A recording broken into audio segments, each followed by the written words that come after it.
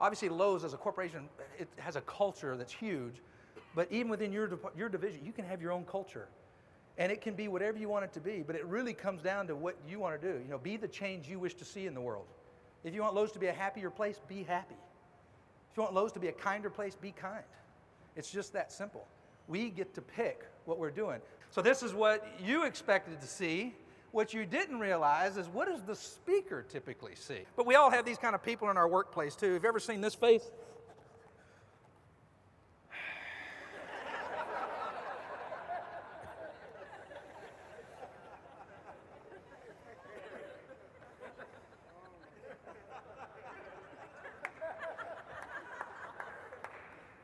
Smirk. I've been there, done it. Thank you very much.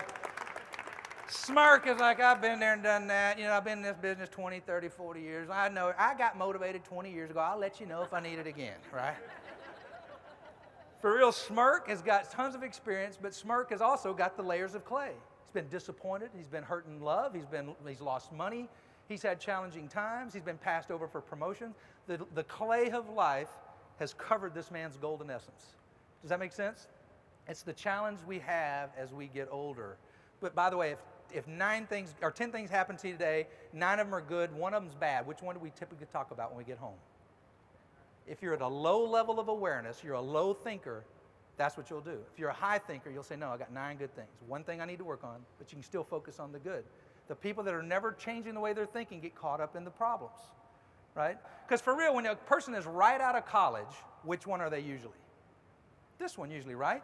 Tons of energy, not under mom and dad's wing anymore, got my own place, paying my own bills, living life, can't wait to make a difference in the world. So this person has energy, but they lack skills and experience. Would you agree? Usually. This person has the skills and experience, but has lost the energy, right? They're just beat down. And the challenge we have in life is, how do you get these two people to connect? Because it's clear that if this person would let him, this person could infuse some energy. And if this person would let him, this person could infuse some knowledge and some wisdom, as long as they'll do it right. But if we just talk down to people like, let me tell you how this is going to work, it'll never work because of this and this and this. And just to be honest, this is what the biggest challenge most companies have, because what does every employee want from their employer besides a paycheck? We want job stability. Most people say, I want job security, right? I want to know I can provide for my family. That's a fair thing to want. But what happens the minute the company creates a perfectly stable environment where everyone has exactly what they need for 5 straight years? Now the concept of change is completely horrifying, because now this stuff is going to change? Well, how's that going to affect me? And we forget the juice in life is not about just keeping your heart beating.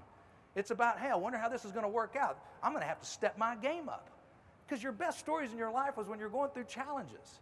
But the minute the company does something unique or different, we're like, oh, this is bad. They don't care about us anymore. This guy's going, see, it doesn't matter. You give them 20 years, they just don't care. No, we care. We've got to keep changing. We got to keep doing new things, or we're going to end up in a bad place. If Lowe's doesn't keep improving, what's going to happen? Same thing. So you can resist the change now, or you can resist it later, but either way, the change is going to come. Does that make sense? So these are 2 of the people. We all have these kind of people in our business. We all have these kind of people in our business. We also have these kind of people.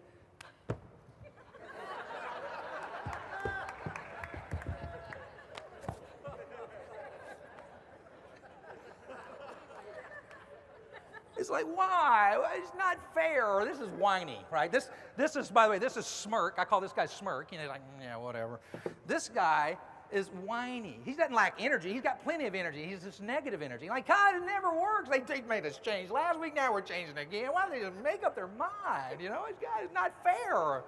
This is the most destructive person in the company, because this person still, you know, they have the ability. They just lack the energy. They're not necessarily being negative. They're just kind of down on life. This person is negative.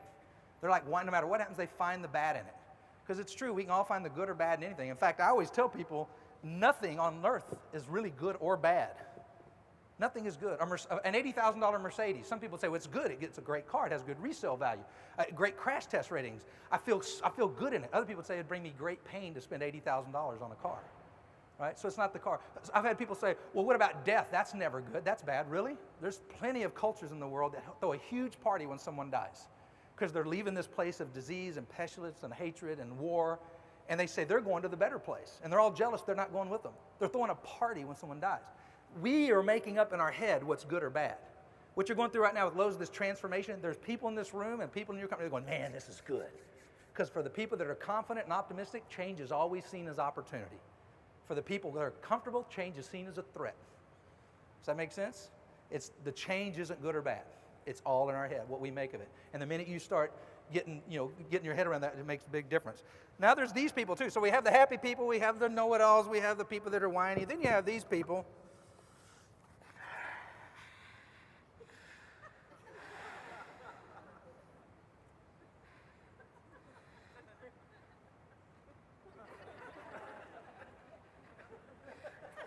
Notice I changed a little bit. I went from sad to angry, right? The same face can do it just by changing the body languages, right?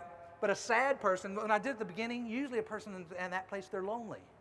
They don't feel like they're connected. This person needs skills. This person needs energy. This person needs a changed mindset. You've got to quit thinking the way you're thinking. This person needs connection. They don't feel like anyone cares. They're sad. They're lonely. They feel disenchanted. They're removed. They're denied the opportunity to be a part of it. Or they're angry, right? Because they just don't feel appreciated. They feel taken for granted. My last mask is what I call a talking mask. It's the only one you can see my mouth in it here. And I call this guy Coach. And think of your leader. You know, when you have different leaders in the company, there's a coach, right? All right, everybody. Got the crusty face and the wrinkles. And they come in and they say, all right, they brought me in to fix things around here. Looks at this crowd, I can tell there's about half of you that ain't worth nothing. But there's a few that are worth something, and so I'm guaranteed we're going to, hey, straighten up over here. I'm sick and tired of it. All right, so here's what we're going to do. I'm going to kick you in the butt every day until we fix this problem, right? And so they're just real in your face. I had coaches like this. They always motivate by, here's how sorry you are. You ain't ever going to amount to nothing unless you change, right? I had coaches like that in high school. And they're constant, their heart's in the right place. They're thinking if I can get them mad enough, then they'll change, right? And the problem is leadership in today's world doesn't work like this, does it? You can't have that crusty, mean coach that's insulting you, saying negative things. Instead, you got to let people know you care, especially, they said, after what we've had to go through recently. We've had to make some really tough business choices.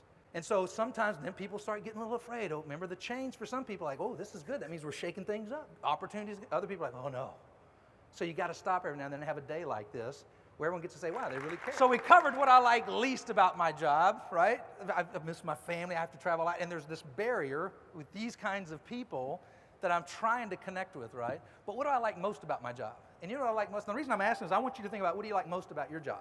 Wouldn't the world be a better place if everybody got up and said, I don't pay my bills, I don't feed my family, my kids don't go to college, if I don't find a way to put a smile on my face and be positive and optimistic? So I started thinking about it. What profession wouldn't benefit from it? So what do you want from a leader? By the way, your kids want this from you. The community wants it from you. And we're all leaders in our job, whether we want, whatever title we have, we're all leaders in our life. But what do you want from a leader? The first thing you want in a leader is you want them to help you see it as it is. The key first ingredient is not worse than it is. People that are not leaders, listen to the people you know that are not leaders. They'll say, did you hear what happened today on the news? Or did you hear what happened today in the company? You know what that's going to mean, and you know what that's going to mean. And they paint a negative picture that doesn't exist yet. Now, the best leaders don't make it worse than it is. They help you see it as it is. Let's be honest. Here's what we got going good for us, and here's our challenges. So now we've got the facts. And then they have the energy and the optimism to do what? To paint a picture of, here's how it's going to get better. Here's where we're going to be a year from now. But that's what we want from our leaders. We want someone that helps us see it better than it is, but not worse than it is. Not a Pollyanna leader, just helps me see the facts and see it better than it is. I mean, I guarantee you, every one of us in this room are living a life that's in perfect harmony with our thoughts. We are manifesting a life that's consistent with your thoughts. There's not a millionaire on the planet that thinks like a person making $3 an hour, using money as an example, and vice versa. There's not a person making $3 an hour that gets up and reads the books and thinking like a person that makes $1 million. And the same holds true with relationships and everything else. We've got to think at a higher level. And one of the key elements is your energy and the amount of time and energy you're putting into your profession. Is your attitude, your spirit, does it make a difference in your career? Absolutely. There's no question. People like to be around someone else. You don't have to agree all the time.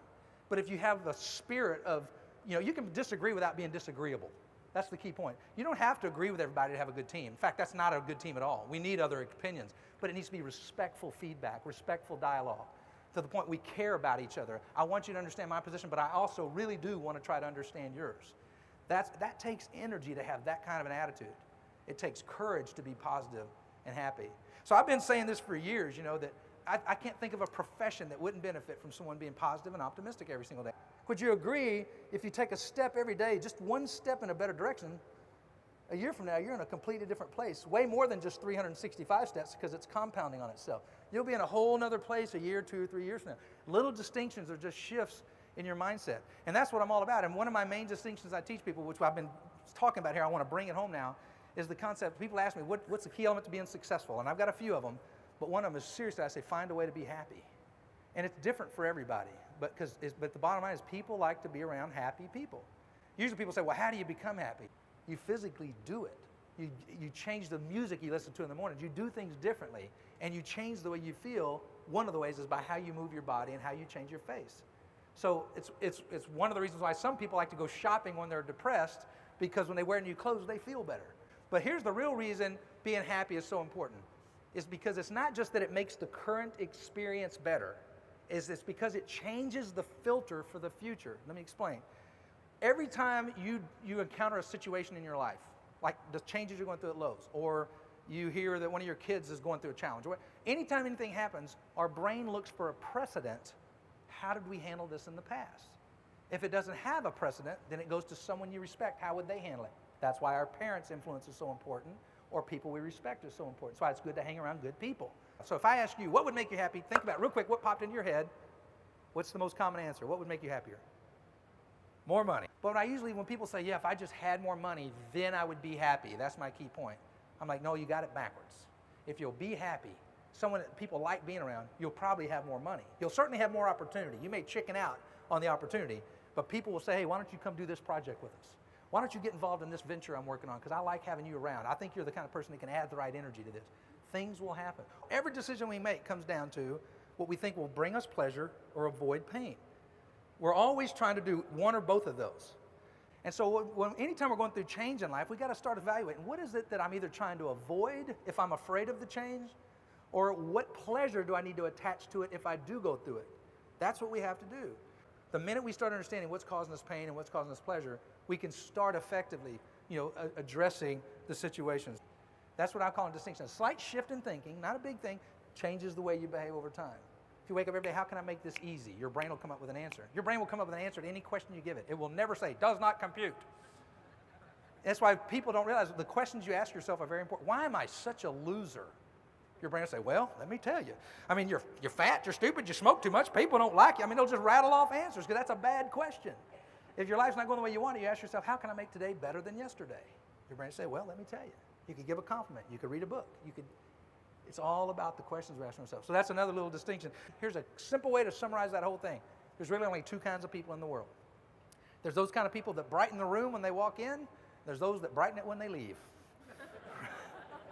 So which one are you is my first tough question. What about at work? Which mask is your mask every day? You know what? We all have a mask. So my question is, I know you can put any face you want on, but what's your normal face?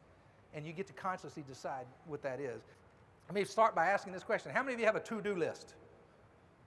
We all do. Of course you do. If you didn't raise your hand, I know you have a to-do list somewhere. We got to pay the bills. We got to go to the cleaners. We got a to-do list at work, things we got to get done. We have to-do lists at home. Now, let me see your to-be list. I've only met a few people that have a to-be list, and every one of them are successful. Every one of them are happy. Not all of them are millionaires, but they're very happy in their marriages. They make enough money that they don't worry about money. They have better health. They clearly get it, that life's about a journey, about becoming something better, not just achieving more. We got to have both. There's a balance. Most people are focused just on success, which is to do. We got to get this done. We got to get this done. We got to get this done. And if we do all that, we'll be successful. But we forget about significance, which is becoming someone in the journey of life. So there's got to be a balance of the two. That's why we need a to-do list and a to-be list. What we're going to do is, in just a minute, everyone is going to have the same opportunity to break through a 1-inch thick board that I bought at Lowe's just yesterday with your bare hand karate style. But it's a great metaphor for breaking through to the other side in anything you want in your life, whether it be money, relationships, your career. If you could break through one limiting belief, doubt, fear, obstacle, if you could break through one thing in your life that would change your life, what would it be?